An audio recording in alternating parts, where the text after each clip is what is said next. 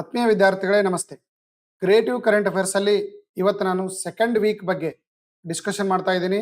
ಇಲ್ಲಿ ಕೇಳ್ತಕ್ಕಂಥ ಪ್ರಶ್ನೆಗಳು ಮತ್ತು ಅದಕ್ಕೆ ಸಂಬಂಧಪಟ್ಟಿರ್ತಕ್ಕಂಥ ಮಾಹಿತಿಗಳು ಮುಂಬರ್ತಕ್ಕಂಥ ಕೇಂದ್ರ ಮತ್ತು ರಾಜ್ಯ ಸರ್ಕಾರದ ಎಲ್ಲ ಸ್ಪರ್ಧಾತ್ಮಕ ಪರೀಕ್ಷೆಗಳಿಗೆ ಬಹಳಷ್ಟು ಇಂಪಾರ್ಟೆಂಟ್ ಆಗಿರತಕ್ಕಂಥ ಪ್ರಶ್ನೆಗಳಾಗಿದ್ದಾವೆ.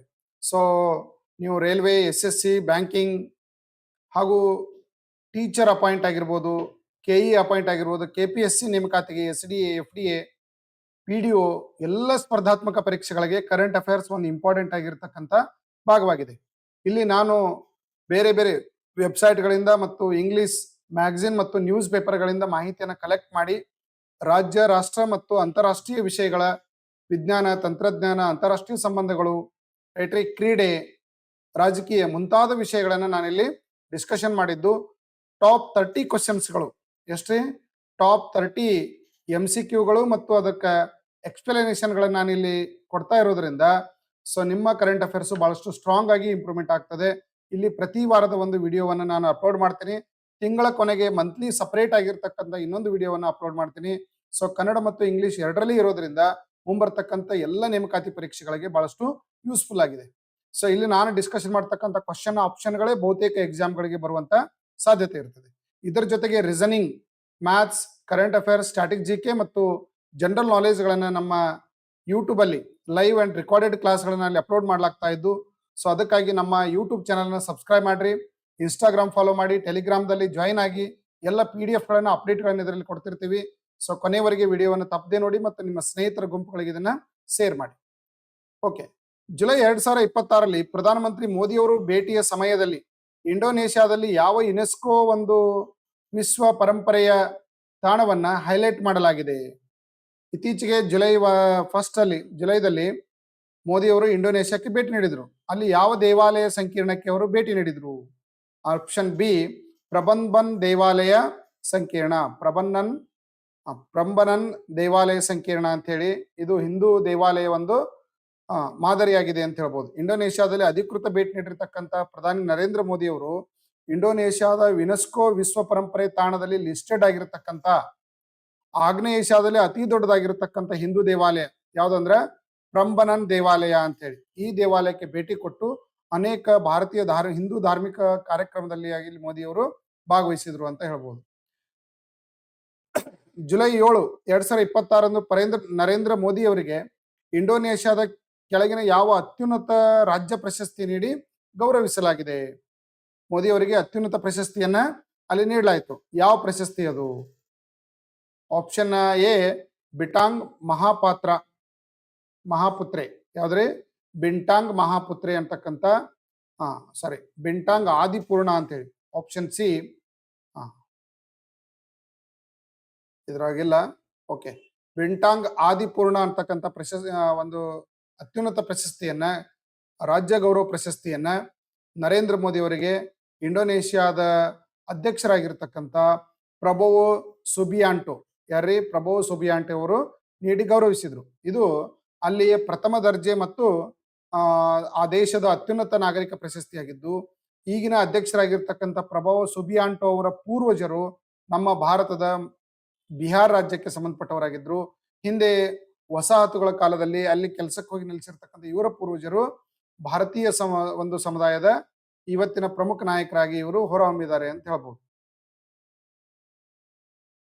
ನೆಕ್ಸ್ಟ್, ಆತ್ಮೀಯರೇ, ಮುಂಬರ್ತಕ್ಕಂಥ ರೈಲ್ವೆ, SSC, ಬ್ಯಾಂಕಿಂಗ್ ಹಾಗೂ ಇತರೆ ರಾಜ್ಯ ಪೊಲೀಸ್, PSI ಮುಂತಾದ ಪರೀಕ್ಷೆಗಳಿಗೆ ಜನರಲ್ ಮೆಂಟಲಿಟಿ ಮತ್ತು ಜನರಲ್ ಮ್ಯಾಥ್ಸ್ ಪುಸ್ತಕಗಳನ್ನ ನಾನು ಬರೆದಿದ್ದು. ಇಲ್ಲಿ ಪ್ರತಿ ಅಧ್ಯಾಯದ ಮೇಲೆ ಯೂಟ್ಯೂಬ್ QR ಕೋಡ್ ಇರುತ್ತೆ. ಆಮೇಲೆ ಪ್ರತಿಯೊಂದು ಅಧ್ಯಾಯವನ್ನ ಡಿಟೇಲ್ ಆಗಿ ನಾವಿಲ್ಲಿ ಎಕ್ಸ್ಪ್ಲೇನ್ ಮಾಡಿದ್ದೀನಿ. ಸೊ ಹಿಂಗಾಗಿ ಇವೆರಡು ಪುಸ್ತಕಗಳು ಪ್ರತಿಯೊಬ್ಬ ಸ್ಪರ್ಧಾರ್ಥಿ ಹತ್ರ ಇರಬೇಕಾಗಿರ್ತಕ್ಕಂಥ ಪುಸ್ತಕಗಳು. ಇಲ್ಲಿ ವರ್ಬಲ್, ನಾನ್ ವರ್ಬಲ್ ಮತ್ತು ಲಾಜಿಕಲ್ ರೀಸನಿಂಗ್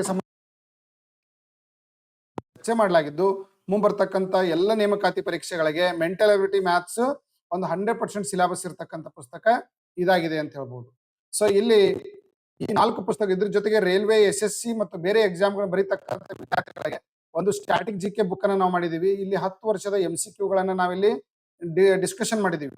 ಅದಾದ ನಂತರ ಜನರಲ್ ಸೈನ್ಸ್ ರೈಲ್ವೆ ನೇಮಕಾತಿಗೆ ನಾವು ರೆಡಿ ಮಾಡಿದೀವಿ.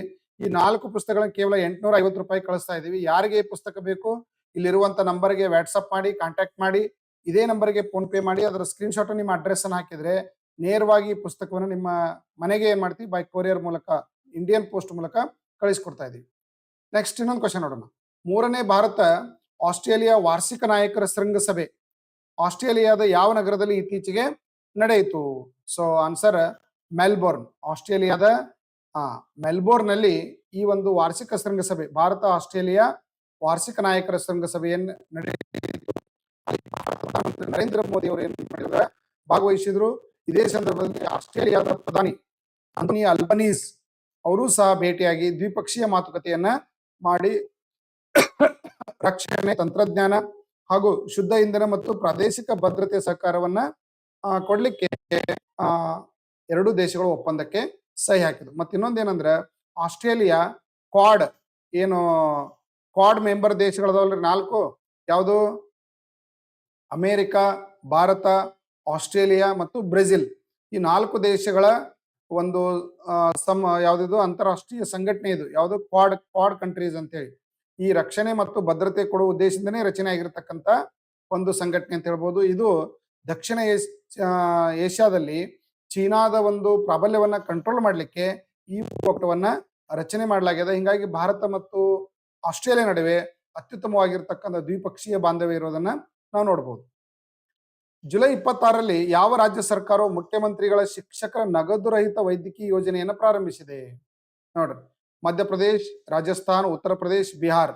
ಸೊ ಆನ್ಸರ್ ಏನಂತಂದ್ರ ಉತ್ತರ ಪ್ರದೇಶ್ ರಾಜ್ಯ. ಅಲ್ಲಿರುವಂತ ಎಲ್ಲ ಶಿಕ್ಷಕರಿಗೆ ಸುಮಾರು 12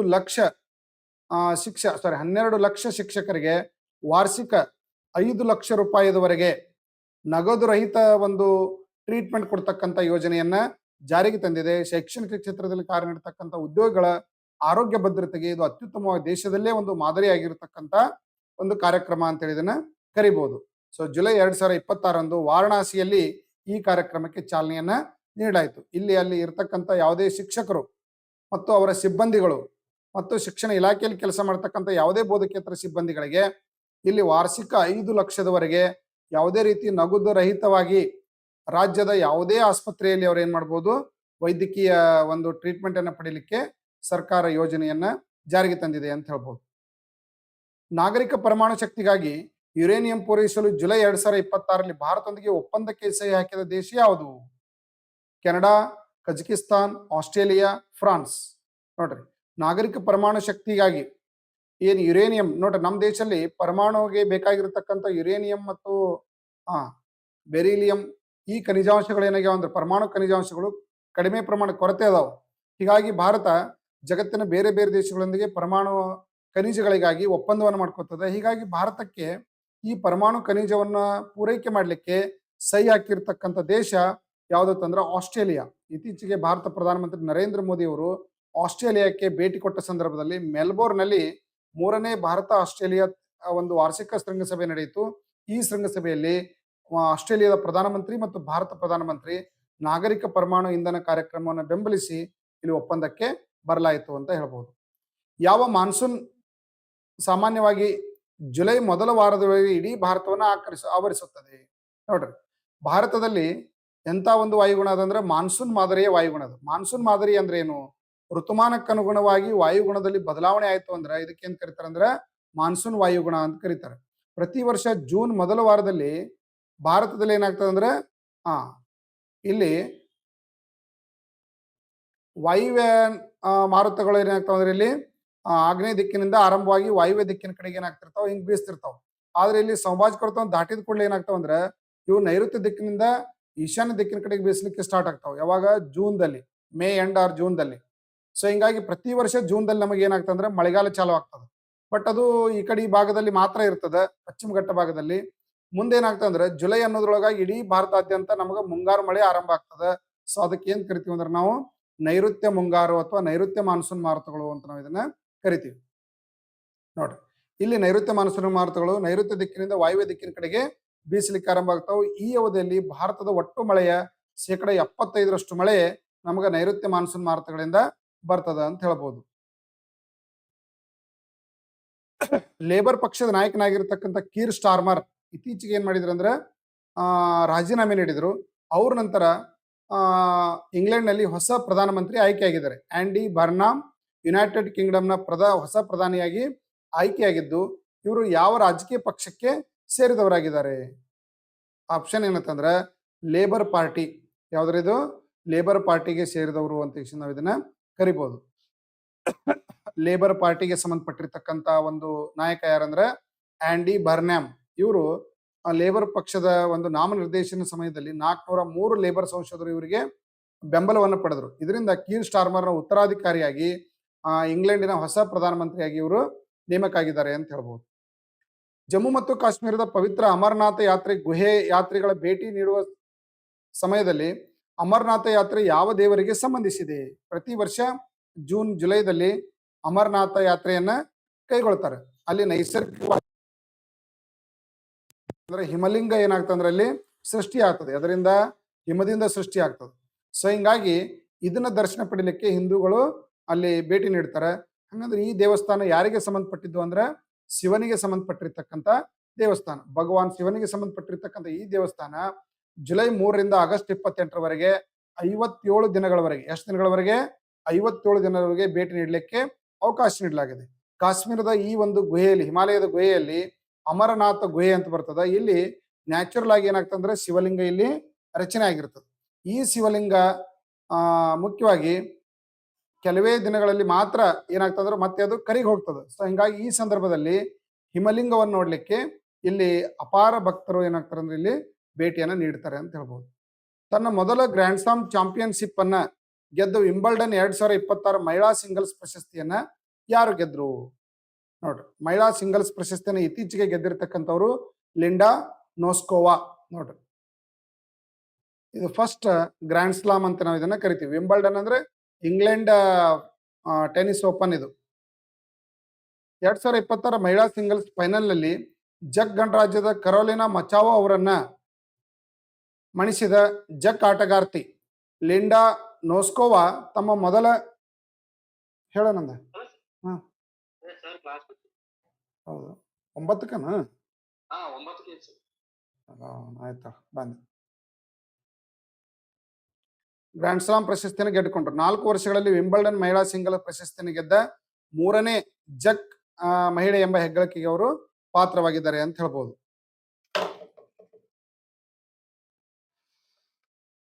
ಈಗ ನೆಕ್ಸ್ಟ್ ಕ್ವಶನ್ ಏನ ನೋಡೋಣ. ಫಿಫಾ ವಿಶ್ವಕಪ್ 2026 ಸೆಮಿಫೈನಲ್ಗೆ ಅರ್ಹತೆ ಪಡೆದ 4 ತಂಡಗಳು ಯಾವುವು? ನೋಡ್ರಿ, ಈ ಬಾರಿ ವಿಶ್ವಕಪ್ ಫುಟ್ಬಾಲ್ ಪಂದ್ಯಾವಳಿ ನಡೀತಾ ಇದೆ. ಅದರಲ್ಲಿ ಸೆಮಿಫೈನಲ್ಗೆ ಅರ್ಹತೆ ಪಡೆದಿರತಕ್ಕಂಥ 4 ತಂಡಗಳು ಯಾವುವು? ನೋಡ್ರಿ, Argentina, England, France and Spain. ಈ 4 ದೇಶಗಳು ಈ ಬಾರಿ ಫಿಫಾ ವರ್ಲ್ಡ್ ಕಪ್ ನಲ್ಲಿ ಸೆಮಿಫೈನಲ್ಗೆ ಕ್ವಾಲಿಫೈ ಆಗಿರ್ತಕ್ಕಂಥ ತಂಡಗಳು ಅಂತ ನಾವು ಇದನ್ನ ಗುರುತಿಸಬಹುದು. ಸೊ ಈ ಬಾರಿ ವಿಶ್ವಕಪ್ ಫುಟ್ಬಾಲ್ ಪಂದ್ಯಾವಳಿ ಮುಖ್ಯವಾಗಿ ಸೆಮಿಫೈನಲ್ ಅನ್ನ ಈ 4 ದೇಶಗಳು ತಲುಪಿ. Argentina, England, France and Spain ಈ 4 ತಂಡಗಳು ಇದಾಗಿದ್ದು ಈ ಬಾರಿ 1ಕ್ಕಿಂತ ಹೆಚ್ಚು ದೇಶಗಳಲ್ಲಿ ಫಿಫಾ ವರ್ಲ್ಡ್ ಕಪ್ ನಡೀತಾ ಇದೆ. ಅಮೆರಿಕ, ಕೆನಡಾ ಮತ್ತು ಫ್ರಾನ್ಸ್ ಅಲ್ಲಿ. ಸೊ ಈ ಅರ್ಜೆಂಟೈನಾ ವಿರುದ್ಧ ಇಂಗ್ಲೆಂಡ್ ಮತ್ತು ಫ್ರಾನ್ಸ್ ವಿರುದ್ಧ ಸ್ಪೇನ್. ನೋಡ್ರಿ, ಅರ್ಜೆಂಟೈನಾ ವಿರುದ್ಧ ಇಂಗ್ಲೆಂಡ್, ಫ್ರಾನ್ಸ್ ವಿರುದ್ಧ ಸ್ಪೇನ್ ತಂಡಗಳು ಮುಖಾಮುಖಿ ಆಗಲಿವೆ ಅಂತ ಹೇಳ್ಬೋದು ಸೆಮಿಫೈನಲ್ ಅಲ್ಲಿ. ಅರ್ಜೆಂಟೈನಾದ opposite ಯಾವ್ದ್ರಿ? England.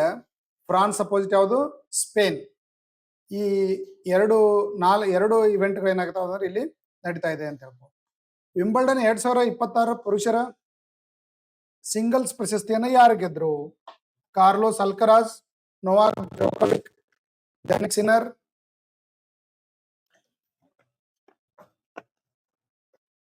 Alexander Zverev. Answer ಅಂತಂದ್ರೆ ಜಾನಿಕ್ ಸಿನ್ನರ್ ಇಂಗ್ಲೆಂಡ್ ಟೆನಿಸ್ ಆಟಗಾರ ಅಂತ ಹೇಳ್ಬೋದು.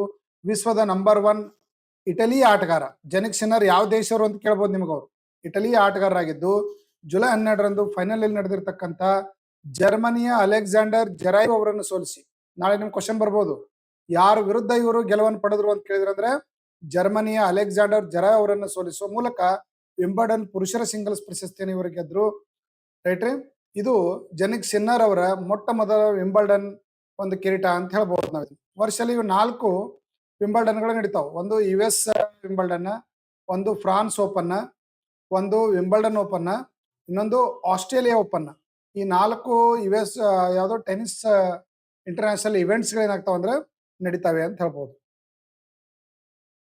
ಉತ್ತರ ಪ್ರದೇಶ 2026 ಜುಲೈ 12ರಂದು ಒಂದೇ ದಿನದಲ್ಲಿ 32.27 ಕೋಟಿ ಸಸಿಗಳನ್ನು ನೆಡುವ ಮೂಲಕ, ನೋಡ್ರಿ 35.27 ಕೋಟಿ ಸಸಿಗಳನ್ನ ಒಂದೇ ದಿನದಲ್ಲಿ ನೆಡಲು ಒಂದು ಕಾರ್ಯಕ್ರಮವನ್ನು ಹಮ್ಮಿಕೊಂಡಿತ್ತು.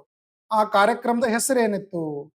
Green India mission, mission life, Namami Gange, Ek Ped Maa Ke Naam. So correct answer ಏನಂದ್ರೆ ಏಕ್ ಪೇಡ್ ಮಾ ಕೆ ನಾಮ್ ಅಂತಕ್ಕಂತ ಒಂದು ಕ್ಯಾಂಪೇನ್ ಅನ್ನ ಮಾಡೋದ್ರ ಮೂಲಕ ಪ್ರತಿಯೊಬ್ಬರು ತಮ್ಮ ತಾಯಂದಿರ ಹೆಸರಿನಲ್ಲಿ ಒಂದು ಗಿಡವನ್ನು ನೆಡಬೇಕು ಅಂತಕ್ಕಂಥ ಕಾರ್ಯಕ್ರಮವನ್ನು ಹಮ್ಮಿಕೊಂಡಿದ್ರು. ಇಡೀ ರಾಜ್ಯಾದ್ಯಂತ ಪ್ರತಿಯೊಬ್ಬರಿಗೆ ಏನ್ ಮಾಡಿದ್ರು, ಉಚಿತ ಗಿಡಗಳನ್ನ ಕೊಡೋದ್ರ ಮೂಲಕ ಏಕ್ ಪೇಡ್ ಮಾ ಕೆ ನಾಮ್ ಅಂತಕ್ಕಂಥ ಅಭಿಯಾನವನ್ನ ಮಾಡೋದ್ರ ಮೂಲಕ ಸಸಿ ನೆಡುವ ಕಾರ್ಯಕ್ರಮವನ್ನ ಮಾಡಿ ದಾಖಲೆಯನ್ನ ನಿರ್ಮಿಸಿದ್ರು. ಇದು ಒಂದೇ ದಿನದಲ್ಲಿ ಇಷ್ಟು 35 ಕೋಟಿ ಸಸಿಗಳ ನೆಟ್ಟೋದು ಒಂದು ಗಿನ್ನಿಸ್ ದಾಖಲೆ ಅಂತ ನಾವು ಇದನ್ನ ಕರಿಬಹುದು. ಜುಲೈ 14, 2026ರಂದು ಫಿಫಾ ವಿಶ್ವಕಪ್ ಫೈನಲ್ ಪಂದ್ಯ ತಲುಪುವ ತಂಡವು ಫ್ರಾನ್ಸ್ ಅನ್ನು ಡ್ಯಾಶ್ ಗೋಲುಗಳಿಂದ ಸೋಲಿಸಿತು. ಅಂದ್ರೆ ಸೆಮಿಫೈನಲ್ ಪಂದ್ಯ ನಡೆದಿರ್ತಕ್ಕಂಥ ಇದರಲ್ಲಿ ಫೈನಲ್ ಅನ್ನು ತಲುಪಲಿಕ್ಕೆ ಫ್ರಾನ್ಸ್ ಅನ್ನು ಸೋಲಿಸಿದ ದೇಶ ಯಾವುದು? England, Argentina, Spain, Portugal. So correct answer ಏನಂತಂದ್ರೆ ಸ್ಪೇನ್. ಫೈನಲ್ಗೆ ಆಲ್ರೆಡಿ ಫ್ರಾನ್ಸ್, ಸ್ಪೇನ್, ಇಂಗ್ಲೆಂಡ್ ಮತ್ತು ಅರ್ಜೆಂಟೈನಾ ಹೋಗಿದ್ದು. ಫ್ರಾನ್ಸ್ ಮತ್ತು ಸ್ಪೇನ್ ನಡುವೆ ಸೆಮಿಫೈನಲ್ ನಡೆದಿತ್ತು. ಅದ್ರಾಗ ಫ್ರಾನ್ಸ್ ಅನ್ನ 2-1 ಗೋಲ್ಗಳಿಂದ ಸೋಲಿಸಿರ್ತಕ್ಕಂಥ ದೇಶ ಯಾವ್ದಪ್ಪ ಅಂತಂದ್ರೆ ಸ್ಪೇನ್. ನೋಡ್ರಿ, ಜುಲೈ 14ರಂದು USA ನ ಡಗ್ಲಾಸ್ ಕ್ರೀಡಾಂಗಣದಲ್ಲಿ, ಇದು ನಾಳೆ ಕೇಳ್ತಾರೆ ನಿಮಗೆ, ಸೆಮಿಫೈನಲ್ ಎಲ್ಲಿ ನಡೆದಿತ್ತು ಅಂತ ಕೇಳ್ತಾರೆ. ಅಮೆರಿಕಾದ ಡಗ್ಲಾಸ್ ಕ್ರೀಡಾಂಗಣದಲ್ಲಿ ಸೆಮಿಫೈನಲ್ ಪಂದ್ಯದಲ್ಲಿ ಫ್ರಾನ್ಸ್ ಅನ್ನ 2-1 ಗೋಲುಗಳಿಂದ ಸ್ಪೇನ್ ಸೋಲಿಸೋದ್ರ ಮೂಲಕ ಸ್ಪೇನ್ ಆಗಿದೆ ಅಂದ್ರೆ ಫೈನಲ್ ವಿಶ್ವಕಪ್ ಫೈನಲ್ ಪಂದ್ಯವನ್ನು ತಲುಪಿರ್ತಕ್ಕಂಥ ದೇಶ ಅಂತ ಕರೆಯಲ್ಪಟ್ಟಿದೆ. ಸೊ ಚಾಂಪಿಯನ್ಶಿಪ್ ಪಂದ್ಯದಲ್ಲಿ ತನ್ನ ಒಂದು ಸ್ಥಾನವನ್ನು ಇದು ಸ್ಪೇನ್ ಕಾಯ್ದಿರಿಸಿಕೊಂಡಿದೆ ಅಂತ ಹೇಳ್ಬೋದು. 15 ಜುಲೈ 2026ರಿಂದ ಜಾರಿಗೆ ಬರುವಂತೆ ಭಾರತ UK ಸಮಗ್ರ ಆರ್ಥಿಕ ವ್ಯಾಪಾರ ಒಪ್ಪಂದ. ಯುಕೆಗೆ ಭಾರತೀಯ ರಫ್ತುಗಳಲ್ಲಿ ಎಷ್ಟು ಶೇಕಡಾವಾರು ಶೂನ್ಯ ಸುಂಕದ ಪ್ರವೇಶವನ್ನ ಪಡೆಯುತ್ತದೆ? ನೋಡ್ರಿ, ನಾವೇನು ಎಕ್ಸ್ಪೋರ್ಟ್ ಮಾಡ್ತೀವಿ ಶೂನ್ಯ ಸುಂಕವನ್ನ ಹಾಕ್ಲಾಗ್ತಾ ಇದೆ. ಎಷ್ಟು ಪ್ರಮಾಣದಲ್ಲಿ ಅಂತ ನಾಳೆ ಕೇಳಿದ್ರು ಅಂತಂದ್ರೆ 80%, 90%, 95%, 100%. ಸೊ ಕರೆಕ್ಟ್ ಆನ್ಸರ್ ಏನಂತಂದ್ರೆ 90%. ಭಾರತದಿಂದ ರಫ್ತಾಗ್ತಕ್ಕಂಥ ವಸ್ತುಗಳಲ್ಲಿ 90% ವಸ್ತುಗಳ ಮೇಲೆ 0% ಟ್ಯಾಕ್ಸ್ ಅನ್ನ ಇಂಗ್ಲೆಂಡ್ ಹೇರಲಿದೆ ಅಂತ ಹೇಳ್ಬೋದು. ಅಂದ್ರೆ ಯಾವುದೇ ತರ ಟ್ಯಾಕ್ಸ್ ಇಲ್ಲ. ಇತ್ತೀಚೆಗೆ ಭಾರತ ಮತ್ತು ಇಂಗ್ಲೆಂಡ್ UK ಆರ್ಥಿಕ ಮತ್ತು ವ್ಯಾಪಾರ ಸಹಕಾರ ಒಪ್ಪಂದದ ಒಂದು ಅಡಿಯಲ್ಲಿ ಈ ಒಂದು ತೀರ್ಮಾನವನ್ನ ತೆಗೆದುಕೊಳ್ಳಲಾಗಿದ್ದು, ಭಾರತೀಯ ರಫ್ತುಗಳಲ್ಲಿ 100% ಶೂನ್ಯ ಸುಂಕದ ಪ್ರವೇಶವನ್ನ ಮಾಡಲಿಕ್ಕೆ ಇಂಗ್ಲೆಂಡ್ ಸರ್ಕಾರ ಒಪ್ಪಿಗೆ ನೀಡಿದೆ ಅಂತ ಹೇಳ್ಬೋದು. ರೈಟ್ರಿ. ವಿಶ್ವಕರ್ಮ ಶ್ರಮ ಸಮ್ಮಾನ್ ಯೋಜನೆಯನ್ನ ಯಾವ ರಾಜ್ಯ ಇತ್ತೀಚೆಗೆ ಪ್ರಾರಂಭಿಸಿದೆ?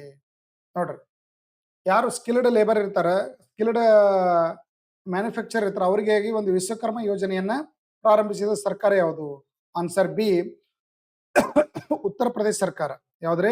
ಉತ್ತರ ಪ್ರದೇಶ ಸರ್ಕಾರ ಇಂಥ ಒಂದು ಸಾಂಪ್ರದಾಯಿಕ ಕುಶಲಕರ್ಮಿಗಳಿಗಾಗಿ ನೇಕಾರಿಕೆ, ಬುಟ್ಟಿ ಹೆಣೆಯುವುದು, ಗಡಿಗೆ ಮಡಿಕೆ ಕುಡಿಕೆ ಮಾಡೋರು, ಚಮ್ಮಾರರು, ಅಕ್ಕಸಾಲಿಗರು, ಕಂಬಾರರು, ಇವರಿಗಾಗಿ 6 ದಿನಗಳ ಉಚಿತ ಕೌಶಲ್ಯ ತರಬೇತಿಯನ್ನು ನೀಡೋದ್ರ ಮೂಲಕ ಅವರಿಗೆ ಹೊಸ ಪ್ರಾಡಕ್ಟ್ಗಳನ್ನು ಉತ್ಪಾದನೆ ಮಾಡಲಿಕ್ಕೆ, ಮಾರುಕಟ್ಟೆಯನ್ನ ಮತ್ತು ಮಾರುಕಟ್ಟೆ ಸ್ಕಿಲ್ ಅನ್ನ ಅವರಿಗೆ ಡೆವಲಪ್ಮೆಂಟ್ ಮಾಡಲಿಕ್ಕೆ 10,000 ರೂಪಾಯಿಗಳ ಟೂಲ್ ಕಿಟ್ ಅನ್ನ ಅವರಿಗೆ ನೀಡಲಾಗ್ತಾ ಇದೆ.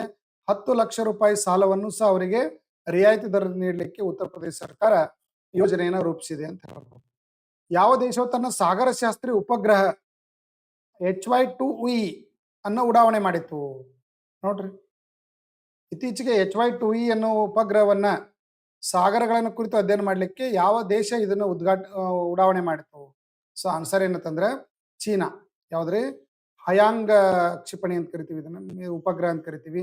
HY-2E ಅನ್ನೋ ಉಪಗ್ರಹವನ್ನ ನೋಡ್ರಿ, ಜೈಕ್ವಾನ್ ಉಪಗ್ರಹ ಉಡಾವಣಾ ಕೇಂದ್ರದಿಂದ, ಯಾವುದು? ಜೈಕ್ವಾನ್ ಉಡಾವಣಾ ಕೇಂದ್ರದಿಂದ ಇದನ್ನೇನ್ ಮಾಡಿದ್ರು ಅಂದ್ರೆ 4B ರಾಕೆಟ್ ನಲ್ಲಿ ಇದನ್ನೇನ್ ಮಾಡಿದ್ರು, ಉಡಾವಣೆ ಮಾಡಿದ್ರು ಅಂತ ಹೇಳ್ಬೋದು. ಇದನ್ನ ಚೀನಾ ಅಕಾಡೆಮಿಯ ಸ್ಪೇಸ್ ಟೆಕ್ನಾಲಜಿ ಅವರು ಇದನ್ನ ಅಭಿವೃದ್ಧಿಪಡಿಸಿದ್ರು ಅಂತ ಹೇಳ್ಬೋದು. ಇತ್ತೀಚೆಗೆ ಸುದ್ದಿಯಲ್ಲಿ ಕಂಡು ಬಂದ ವಿಹಾರ್ ಸರೋವರ ಯಾವ ರಾಜ್ಯದಲ್ಲಿದೆ? ಮಹಾರಾಷ್ಟ್ರ, ಗುಜರಾತ್, ಕರ್ನಾಟಕ, ತೆಲಂಗಾಣ. ಸೊ ಆನ್ಸರ್ ಏನಂತಂದ್ರ ಮಹಾರಾಷ್ಟ್ರದಲ್ಲಿ ಕಂಡು ಬರ್ತಕ್ಕಂಥ ಒಂದು ಸರೋವರ ಅಂತ ಕರಿತೀವಿ. ಮುಂಬೈಗೆ ಕುಡಿಯುವ ನೀರನ್ನ ಒದಗಿಸ್ತಕ್ಕಂಥ 7 ಜಲಾಶಯಗಳಲ್ಲಿ ಇದನ್ನು ಒಂದು ಅಂತ ಕರಿತೀವಿ ನಾವು. ಯಾವುದು? ವಿಹಾರ್ ಸರೋವರ. ಇತ್ತೀಚೆಗೆ ಭಾರಿ ಮಳೆಯಿಂದಾಗಿ ಈ ವಿಹಾರ್ ಸರೋವರ ಉಕ್ಕಿ ಹರಿದು ವಿಹಾರ್ ಗ್ರಾಮದ ಬಳಿ ಇರತಕ್ಕಂಥ ಸಂಜಯ್ ಗಾಂಧಿ ರಾಷ್ಟ್ರೀಯ ಉದ್ಯಾನವನ ಏನಾಯ್ತಂದ್ರೆ ಇದು ಸಂಪೂರ್ಣವಾಗಿ ಜಲಾವೃತವಾಯಿತು. ರೈಟ್ರಿ, ಇದು ಮಾನವ ನಾವು 1856ರಿಂದ 60ರ ನಡುವೆ ಬ್ರಿಟಿಷ್ ಸರ್ಕಾರ ಏನ್ ಮಾಡ್ತಂದ್ರೆ ಈ ಒಂದು ಜಲಾಶಯವನ್ನ ಮುಂಬೈ ನಗರಕ್ಕೆ ಕುಡಿಯುವ ನೀರನ್ನು ಪೂರೈಕೆ ಮಾಡಲಿಕ್ಕೆ ನಿರ್ಮಾಣ ಮಾಡಿರ್ತಕ್ಕಂಥ ಜಲಾಶಯ ಆಗಿತ್ತು. ಇತ್ತೀಚೆಗೆ ಸುದ್ದಿಯಲ್ಲಿ ಕಂಡು ಬಂದ ಪ್ರಂಬನನ್ ದೇವಾಲಯ ಯಾವ ದೇಶದಲ್ಲಿದೆ? ಆಲ್ರೆಡಿ ಇದು ನಾವು ಸಾಕಷ್ಟು ಡಿಸ್ಕಷನ್ ಮಾಡಿದೀವಿ. ಇಂಡೋನೇಷ್ಯಾದಲ್ಲಿ ಇರ್ತಕ್ಕಂಥ ದಕ್ಷಿಣ ಏಷ್ಯಾದ ಅತಿ ದೊಡ್ಡ ಹಿಂದೂ ದೇವಸ್ಥಾನ ಇದು. ರೈಟ್ರಿ, ಇತ್ತೀಚೆಗೆ ಪ್ರಧಾನಿ ನರೇಂದ್ರ ಮೋದಿ ಅವರು ಈ ದೇವಸ್ಥಾನಕ್ಕೆ ಭೇಟಿ ನೀಡಿದ್ರು. ಅವ್ರ ಜೊತೆ ಇಂಡೋನೇಷ್ಯಾದ ಅಧ್ಯಕ್ಷರಾಗಿರ್ತಕ್ಕಂಥ ಪ್ರಭವೋ ಸುಬಿಯಾಂಟೋ ಅವರು ಸಹ ಇದರಲ್ಲಿ ಪಾಲ್ಗೊಂಡಿದ್ರು. ಇದು ವಿಶ್ವ ಪಾರಂಪರಿಕ ತಾಣಗಳಲ್ಲಿ ಯುನೆಸ್ಕೋ ಪಟ್ಟಿಯಲ್ಲಿ ಸೇರಿರ್ತಕ್ಕಂಥ ತಾಣ ಅಂತೇಳಿ ಇದನ್ನ ಗುರುತಿಸಲಾಗಿದೆ.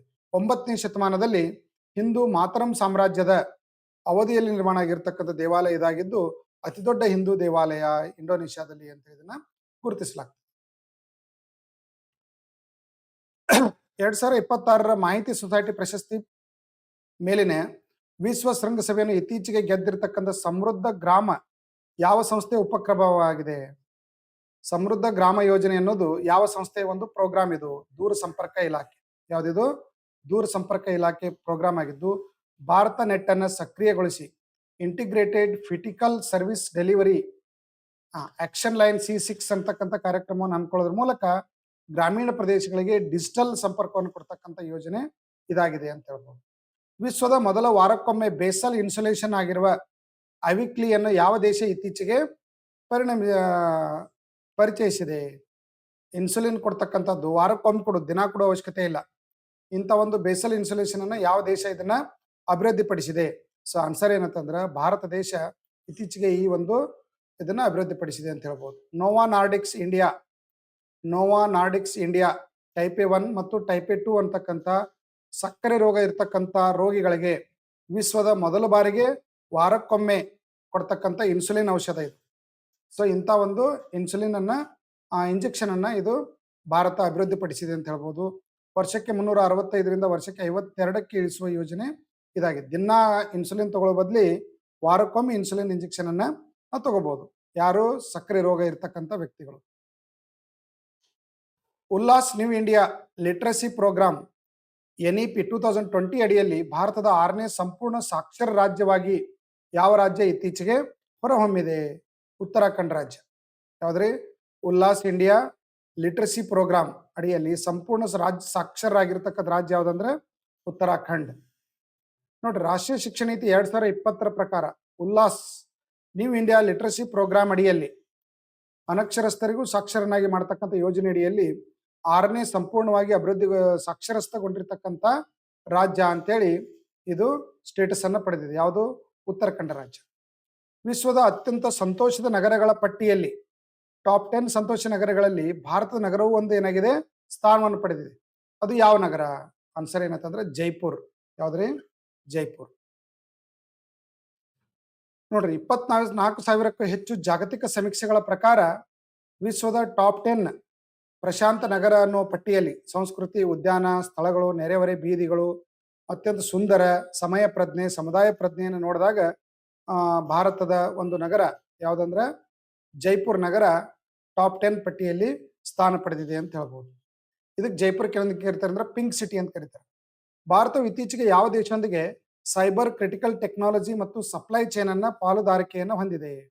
ಸೊ ಆನ್ಸರ್ ಏನಂತಂದ್ರೆ ಆಪ್ಷನ್ ಎ, ಆಸ್ಟ್ರೇಲಿಯಾದೊಂದಿಗೆ ಸೈಬರ್ ಟೆಕ್ನಾಲಜಿಯಲ್ಲಿ ಪಾಲುಗಾರಿಕೆಯನ್ನು ಹೊಂದಿರತಕ್ಕಂಥ ದೇಶ ಅಂತ ಹೇಳ್ಬೋದು ಆಸ್ಟ್ರೇಲಿಯಾ. ಇತ್ತೀಚೆಗೆ ಮೋದಿ ಆಸ್ಟ್ರೇಲಿಯಾಕ್ಕೆ ಭೇಟಿ ನೀಡಿದ ಸಂದರ್ಭದಲ್ಲಿ ಆಸ್ಟ್ರೇಲಿಯಾ ಪ್ರಧಾನಮಂತ್ರಿಯೊಂದಿಗೆ ಈ ಒಪ್ಪಂದಕ್ಕೆ ಬರಲಾಗಿದೆ ಅಂತ ಹೇಳ್ಬೋದು. ಇತ್ತೀಚೆಗೆ ಕಂಡು ಬಂದ ನವಜಾತ ಶಿಶುವಿನ ಸೆಪ್ಸಿಸ್ ಯಾವ ರೀತಿಯ ಒಂದು ಕಾಯಿಲೆಯಾಗಿದೆ? ಆನ್ಸರ್ ಏನಂತಂದ್ರೆ ರಕ್ತ ಪ್ರವಾಹದ ಸೋಂಕು ಅಂತ ನಾವು ಇದನ್ನು ಕರಿತೀವಿ. ನೋಡ್ರಿ. ಸೆಪ್ಸಿಸ್ ಹೊಂದಿರತಕ್ಕಂಥ ನವಜಾತ ಶಿಶುಗಳಿಗೆ ಜೀವ ಉಳಿಸತಕ್ಕಂಥ ಪ್ರತಿ ಜೀವಕ ಸಂಯೋಜನೆಯನ್ನ ಮೌಲ್ಯಮಾಪನ ಮಾಡುವ ಗುರಿಯನ್ನು ಹೊಂದಿ ನಿಯೋಸೆಪ್ 1 ಅಂತಾರಾಷ್ಟ್ರೀಯ ಕ್ಲಿನಿಕಲ್ ಪ್ರಯೋಗವನ್ನ ಭಾರತದಲ್ಲಿ ಮಾಡಲಾಗ್ತಾ ಇದೆ. ಸೊ 90 ಕಡಿಮೆ ವಯಸ್ಸಿನ ಮಕ್ಕಳು ಏನು ಮರಣ ಹೊಂತವೆ ಅದನ್ನ ತಡೆಗಟ್ಟಲಿಕ್ಕೆ ಈ ಒಂದು ಆ ಕಾರ್ಯಕ್ರಮವನ್ನ ಹಮ್ಮಿಕೊಳ್ಳಲಾಗಿದೆ ಅಂತ ಹೇಳ್ಬೋದು. ಶರಾವತಿ ಸಿಂಹಬಾಲದ ಕೋತಿ ಅಭಯಾರಣ್ಯ ಯಾವ ರಾಜ್ಯದಲ್ಲಿದೆ? Sharavati line tailed Macau right ರೀ, ಯಾವ ರಾಜ್ಯದಲ್ಲಿ ಕಂಡು ಬರ್ತಾ ಇದೆ? ಆನ್ಸರ್ ಏನಂತಂದ್ರ ಕರ್ನಾಟಕದಲ್ಲಿ. ಕರ್ನಾಟಕ ಮತ್ತು ಕೇರಳದಲ್ಲಿ ಎರಡೂ ಕಡೆ ಅದ. ಮುಖ್ಯವಾಗಿ ಶರಾವತಿ ಸ್ಟೋರೇಜ್ ಏನೈತಲ್ಲ ಅಲ್ಲಿ ಆ ಏರಿಯಾದಲ್ಲಿ ಏನಾದಂದ್ರೆ ಪ್ರಮುಖವಾಗಿ ಸಿಂಹಬಾಲದ ಒಂದು ಕೋತಿಗಳು ಇಲ್ಲಿ ಕಂಡು ಬರ್ತಾವ. ಆದ್ರೆ ಇಲ್ಲಿ ಶರಾವತಿ ಪಂಪ್ ಸ್ಟೋರೇಜ್ ಯೋಜನೆಯನ್ನು ಹಮ್ಮಿಕೊಳ್ಳಿಕ್ಕೆ ಸರ್ಕಾರ ಏನ್ ಮಾಡಿದೆ ಅಂದ್ರೆ ತೀರ್ಮಾನವನ್ನ ಮಾಡ್ಯದ. ಸೊ ಇದರ ವಿರುದ್ಧ ಪಶ್ಚಿಮ ಘಟ್ಟಗಳದ ಈ ಶಿವಮೊಗ್ಗ ಜಿಲ್ಲೆಯಲ್ಲಿ ಒಂದು ಹೋರಾಟವನ್ನ ಅಲ್ಲಿ ಜನ ಮಾಡ್ತಾ ಇದ್ದಾರೆ ಅಂತ ಹೇಳ್ಬೋದು ಪರಿಸರ ಸಂರಕ್ಷಣೆಗಾಗಿ. ಇತ್ತೀಚೆಗಷ್ಟೇ ನಿಧನ ಆದ ಗಾಯಕ ಎಸ್ ಜಾನಕಿ ಅವರು ಯಾವ ಹೆಸರಿನಿಂದ ಅವರು ಜನಪ್ರಿಯರಾಗಿದ್ರು? ಆನ್ಸರ್ ಏನಂತಂದ್ರೆ ದಕ್ಷಿಣ ಭಾರತದ ನೈಟಿಂಗೇಲ್. ಯಾರ್ರೀ? ದಕ್ಷಿಣ ಭಾರತ ನೈಟಿಂಗೇಲ್. ಭಾರತದ ನೈಟಿಂಗೇಲ್ ಅಂತ ಯಾರನ್ನ ಕರೀತಾರ್ರಿ? ಭಾರತದ ನೈಟಿಂಗೇಲ್ ಅಂತ ಯಾರನ್ನ ಕರೀತಾರಂದ್ರ ಸರೋಜಿನಿ ನಾಯ್ಡು. ಯಾರನ್ನ? ಸರೋಜಿನಿ ನಾಯ್ಡು ಅವರನ್ನ ಕರೀತಾರ. ಇವ್ರು ಏನಂತಂದ್ರ ದಕ್ಷಿಣ ಭಾರತ ನೈಟಿಂಗೇಲ್ ಅಂತೇಳಿ ಇವ್ರನ್ನ ಕರೆಯಲಾಗ್ತಾ ಇದ್ದು. ಎಸ್ ಜಾನಕಿ ಕರ್ನಾಟಕದ ಪ್ರಸಿದ್ಧ ಹಾಡುಗಾರರಾಗಿದ್ದು ಇತ್ತೀಚೆಗೆ ವಯೋಸಹಜ ಆರೋಗ್ಯ ತೊಂದರೆಯಿಂದಾಗಿ 88ನೇ ವಯಸ್ಸಿನಲ್ಲಿ ಅವರು ನಿಧನರಾಗಿದ್ರು. ಸುಮಾರು 20 ಭಾರತೀಯ ಭಾಷೆಗಳಲ್ಲಿ ಸುಮಾರು 48,000ಕ್ಕೂ ಹೆಚ್ಚು ಹಾಡುಗಳನ್ನು ಇವರು ಹಾಡಿದ್ದಾರೆ ಅಂತ ಹೇಳ್ಬೋದು. 6ನೇ ಲೋಕ ಸಂವರ್ಧನ ಪರ್ವ ಆತಿಥ್ಯ ವಹಿಸಿದ ನಗರ ಯಾವುದು? 6ನೇ ಲೋಕ ಸಂವರ್ಧನ ಪರ್ವ ಆತಿಥ್ಯ ವಹಿಸಿದ ನಗರ ಯಾವ್ದಂದ್ರೆ ಡೆಹ್ರಾಡೂನ್. ನೋಡ್ರಿ, ಡೆಹ್ರಾಡೂನ್ ಉತ್ತರಾಖಂಡದ ರಾಜಧಾನಿ ಯಾವ್ದಂದ್ರೆ ಡೆಹ್ರಾಡೂನು. ಇಲ್ಲಿ ಕೇಂದ್ರ ಸಚಿವರಾಗಿರ್ತಕ್ಕಂಥ ಕಿರಣ್ ರಿಜಿಜು ಮತ್ತು ಮುಖ್ಯಮಂತ್ರಿ ಪುಷ್ಕರ್ ಸಿಂಗ್ ಧಾಮಿ, ಉತ್ತರಾಖಂಡದ ಮುಖ್ಯಮಂತ್ರಿ, ಇವರು PM ವಿಕಾಸ್ ಯೋಜನೆ ಅಡಿಯಲ್ಲಿ ಡೆಹ್ರಾಡೂನಲ್ಲಿ ಈ ಒಂದು ಕಾರ್ಯಕ್ರಮವನ್ನ ಉದ್ಘಾಟನೆ ಮಾಡಿದರು. ಇದು ಕೇಂದ್ರ ಮತ್ತು ರಾಜ್ಯ ಸರ್ಕಾರದ ಜಂಟಿಯಾಗಿ ಈ ಒಂದು ಕಾರ್ಯಕ್ರಮವನ್ನ ಹಮ್ಮಿಕೊಳ್ಳಲಾಗಿದೆ ಅಂತ ಹೇಳ್ಬೋದು. 56ನೇ ಅಂತಾರಾಷ್ಟ್ರೀಯ ಭೌತಶಾಸ್ತ್ರ ಒಲಿಂಪಿಯಾಡ್ 2026ರ ಆತಿಥ್ಯ ವಹಿಸ್ತಕ್ಕಂಥ ದೇಶ ಯಾವುದು? ಕೊಲಂಬಿಯಾ. ಆನ್ಸರ್ ಯಾವ್ದಂದ್ರೆ ಕೊಲಂಬಿಯಾ. ಕೊಲಂಬಿಯಾದ ಬುಕಾರ್ಮೊಗಾದಲ್ಲಿ 56ನೇ ಅಂತಾರಾಷ್ಟ್ರೀಯ ಭೌತಶಾಸ್ತ್ರ ಒಲಿಂಪಿಯಾಡ್ ಒಂದು ಕಾರ್ಯಕ್ರಮವನ್ನ ಹಮ್ಮಿಕೊಳ್ಳಲಾಗಿದ್ದು ಸುಮಾರು ಎಲ್ಲ 5 ತಂಡಗಳ ಸದಸ್ಯರು ಚಿನ್ನದ ಪದಕವನ್ನ ಗೆದ್ದಿದ್ದು ಇತಿಹಾಸ ಸೃಷ್ಟಿಸಿತು. ಅದು ಮುಖ್ಯವಾಗಿ ಕಜಕಿಸ್ತಾನ್, ರಷ್ಯಾ, ದಕ್ಷಿಣ ಕೊರಿಯಾ, ತೈವಾನ್ ಜಂಟಿಯಾಗಿ ನಂಬರ್ 1 ಸ್ಥಾನವನ್ನ ಪಡೆದಿರ್ತಕ್ಕಂಥ ದೇಶಗಳು ಅಂತ ಹೇಳ್ಬೋದು. ಜಮ್ಮು ಮತ್ತು ಕಾಶ್ಮೀರದಲ್ಲಿ ಇತ್ತೀಚೆಗೆ ಅಧಿಸೂಚಿತ ಕಾಯಿಲೆ ಎಂದು ಘೋಷಿಸಲಾದ ಕುಷ್ಠರೋಗ ಯಾವ ರೋಗ ಕಾರಕದಿಂದ ಉಂಟಾಗುತ್ತದೆ? ಅಧಿಕೃತವಾಗಿರ್ತಕ್ಕಂಥ ಒಂದು ಡಿಸೀಸ್ ಅಂತೇಳಿ ನೋಟಿಫೈಡ್ ಆಗಿದೆ ಜಮ್ಮು ಕಾಶ್ಮೀರದೊಳಗೆ. ಯಾವುದು? ಕುಷ್ಠರೋಗ. ಇದು ಯಾವುದರಿಂದ ಉಂಟಾಗ್ತದ? ಬ್ಯಾಕ್ಟೀರಿಯಾದಿಂದೋ, ಶಿಲೀಂಧ್ರದಿಂದೋ, ವೈರಸ್ನಿಂದೋ, ಪ್ರೋಟೋಜೋವಾದಿಂದೋ? ಇದು ಆನ್ಸರ್ ಏನಂದ್ರೆ ಬ್ಯಾಕ್ಟೀರಿಯಾದಿಂದ ಹರಡ್ತಕ್ಕಂಥ ರೋಗ ಅಂತ ನಾವು ಇದನ್ನ ಗುರುತಿಸ್ತೀವಿ. ನೆಕ್ಸ್ಟ್, ಜಮ್ಮು ಕಾಶ್ಮೀರ ಸರ್ಕಾರ ತಕ್ಷಣದಿಂದ ಜಾರಿಗೆ ಬರುವಂತೆ ಕುಷ್ಠರೋಗವನ್ನ ಅಧಿಕೃತ ಕಾಯಿಲೆ ಅಂತೇಳಿ ಇದನ್ನು ಘೋಷಣೆ ಮಾಡಲಾಗಿದ್ದು ಇದನ್ನು ಬಹಳಷ್ಟು ಅಬ್ಸರ್ವೇಷನ್ ಮಾಡಿ ಇದನ್ನ ಹೋಗಲಾಡಿಸ್ಲಿಕ್ಕೆ ಒಂದು ರಾಷ್ಟ್ರೀಯ ಕಾರ್ಯಕ್ರಮವನ್ನು ಹಮ್ಮಿಕೊಳ್ಳಿಕ್ಕೆ ಮುಂದಾಗಿದೆ ಅಂತ ಹೇಳ್ಬೋದು. ಅಖಿಲ ಭಾರತ ಜಲ ಕಾರ್ಯದರ್ಶಿಗಳ ಸಮ್ಮೇಳನ ಇತ್ತೀಚೆಗೆ ಎಲ್ಲಿ ನಡೀತು? ಸೊ ಎಲ್ಲಿ ಅಂತಂದ್ರೆ ಹೈದರಾಬಾದ್ನಲ್ಲಿ.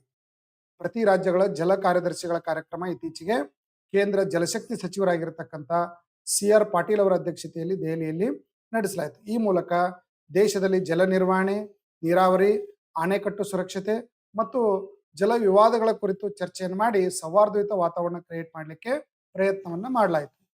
ರೈಟ್ ರೀ ಆದ್ಮೇಲೆ ಈ ತರ ಪ್ರಚಲಿತ ಘಟನೆಗಳನ್ನ ಇಂಪಾರ್ಟೆಂಟ್ 30 ಕ್ವಶನ್ಸ್ ನಾನು ಡಿಸ್ಕಷನ್ ಮಾಡಿದ್ದೀನಿ. ಇವೆಲ್ಲ ಪ್ರತಿ ವಾರದ ವಿಡಿಯೋಗಳು ನಮ್ಮ ಮೊಬೈಲ್ ಅಪ್ಲಿಕೇಶನ್ದಲ್ಲಿ ಇದೆ, ಫ್ರೀ ಆಗಿದೆ. ಸೊ ಆ್ಯಪ್ ಅನ್ನು ಡೌನ್ಲೋಡ್ ಮಾಡ್ಕೊಡ್ರಿ. ಅದ್ರ ಜೊತೆಗೆ ಕರೆಂಟ್ ಅಫೇರ್ಸ್ ಇದೆ, ಕೋರ್ಸ್ಗಳಿದಾವೆ, ವಿಡಿಯೋ ಕೋರ್ಸ್ಗಳಿದಾವೆ, ಮೆಂಟಲಿಟಿ ಮ್ಯಾಥ್ಸ್ ಕೋರ್ಸ್ಗಳಿದಾವೆ, ಡೈಲಿ ಕ್ವಿಜ್ಗಳಿದಾವೆ ಮತ್ತು ಆನ್ಲೈನ್ ಟೆಸ್ಟ್ ಇದರಲ್ಲಿ ಸಿಗ್ತದೆ. ಅತಿ ಕಡಿಮೆ ದರದಲ್ಲಿ ನಿಮಗೆ ಆನ್ಲೈನ್ ಟೆಸ್ಟ್ ಸಿಗ್ತದೆ ವಿತ್ ಡಿಟೇಲ್ ಸೊಲ್ಯೂಷನ್ ಸಿಗ್ತದೆ. ಯಾರು ರೈಲ್ವೆ, SSC, ಬ್ಯಾಂಕಿಂಗ್ ಪ್ರಿಪೇರ್ ಆಗ್ತಾ ಇದ್ದೀರಿ ಅದಕ್ಕೆ ಫ್ರೀ ಆಗಿ ನೀವು ಒಂದು ಮಾಕ್ ಟೆಸ್ಟ್ ಅನ್ನು ಅಟೆಂಡ್ ಮಾಡ್ರಿ. ಮುಂದೆ ನಿಮಗೆ ಲೈಕ್ ಆದ್ರೆ ಕಂಟಿನ್ಯೂ ಟೆಸ್ಟ್ ಅನ್ನ ಅಲ್ಲಿ ಪರ್ಚೇಸ್ ಮಾಡ್ರಿ. ಟೋಟಲ್ 50% ಡಿಸ್ಕೌಂಟ್ ನಾವು ಕೊಟ್ಟಿದ್ದೀವಿ. ಇದು 1 ಇಯರ್ ವರೆಗೆ ವ್ಯಾಲಿಡಿಟಿ ಇರುತ್ತೆ. ಸೊ ಒಂದ್ಸಲ ನೀವು ಪರ್ಚೇಸ್ ಮಾಡಿದ್ರೆ 1 ಇಯರ್ ವರೆಗೆ ಅನ್ಲಿಮಿಟೆಡ್ ಟೆಸ್ಟ್ ಅನ್ನು ನೀವು ಇಲ್ಲಿ ಯೂಸ್ ಮಾಡ್ಬೋದು. ಈ ಕೂಪನ್ ಕೋಡ್ ಅನ್ನು ಹಾಕಿದ್ರೆ ನಿಮಗೆ ಡಿಸ್ಕೌಂಟ್ ಓಪನ್ ಆಗ್ತದೆ, ನೀವು ಪರ್ಚೇಸ್ ಮಾಡಿ. ಇದರ ಲಿಂಕ್ ಅನ್ನು ನಮ್ಮ ಡಿಸ್ಕ್ರಿಪ್ಷನ್ ಅಲ್ಲಿ ಕೊಟ್ಟಿದ್ದೀವಿ. ಸೊ ಆ್ಯಪ್ ಲಿಂಕ್ ಅನ್ನ ತಗೊಂಡು ನೀವು ಆ್ಯಪ್ ಅನ್ನು ಡೌನ್ಲೋಡ್ ಮಾಡ್ಕೋಬಹುದು. ಸೊ ಈಗಾಗಲೇ ನಾನು ಬುಕ್ ಬಗ್ಗೆ ಹೇಳಿದ್ದೀನಿ. ಯಾರಿಗೆ ಮೆಂಟಲಿಟಿ, ಮ್ಯಾಥ್ಸ್, ಸ್ಟ್ರಾಟಜಿಕ್ ಬುಕ್ ಬೇಕು, ಈ ನಂಬರ್ಗೆ 850 ರುಪೀಸ್ ಫೋನ್ ಪೇ ಮಾಡಿದ್ರೆ ನೇರವಾಗಿ ಪುಸ್ತಕವನ್ನು ನಾವು ನಿಮಗೆ ಕಳಿಸ್ಕೊಡ್ತೀವಿ. ಜೊತೆಗೆ ನಮ್ಮ ಟೆಲಿಗ್ರಾಮ್ ಗ್ರೂಪ್ಗೆ ಜಾಯ್ನ್ ಆಗಿ ಬ್ಯಾಂಕಿಂಗ್, SSC, ರೈಲ್ವೆ ಪರೀಕ್ಷೆಗಳಿಗೆ ಆಫ್ಲೈನ್ ಬ್ಯಾಚ್ ತರಬೇತಿ ನಿಮಗೆ ಬೇಕು ಅಂದ್ರೆ ಬಾಗಲಕೋಟೆ ರಸ್ತೆಯಲ್ಲಿ ಇರತಕ್ಕಂಥ ನಮ್ಮ ಕ್ರಿಯೇಟಿವ್ ಸ್ಟಡಿ ಸರ್ಕಲ್ಗೆ ಭೇಟಿಯಾಗಿ ಆಫ್ಲೈನ್ ತರಬೇತಿಗೆ ಜಾಯ್ನ್ ಆಗಿ ಒಮ್ಮೆ ಜಾಯ್ನ್ ಆದ್ರೆ ಅಪಾಯಿಂಟ್ ಆಗುವವರೆಗೆ ವಿದ್ಯಾರ್ಥಿಗೆ ಬುಕ್ಸ್, ಲೈಬ್ರರಿ, ಲ್ಯಾಬು ಮತ್ತು ಸಬ್ಜೆಕ್ಟ್ ವೈಸ್ ಫ್ಯಾಕಲ್ಟಿಗಳು ಇರೋದ್ರಿಂದ ಒಂದು ಸಿಸ್ಟಮೆಟಿಕ್ ಸೆಂಟ್ರಲ್ ಗೌರ್ಮೆಂಟ್ ಒಂದು ಮಾರ್ಗದರ್ಶನ ನಮ್ಮ ಬಿಜಾಪುರದಲ್ಲಿ ಲಭ್ಯವಿದೆ ಅಂತ ಹೇಳ್ಬೋದು. ಓಕೆ.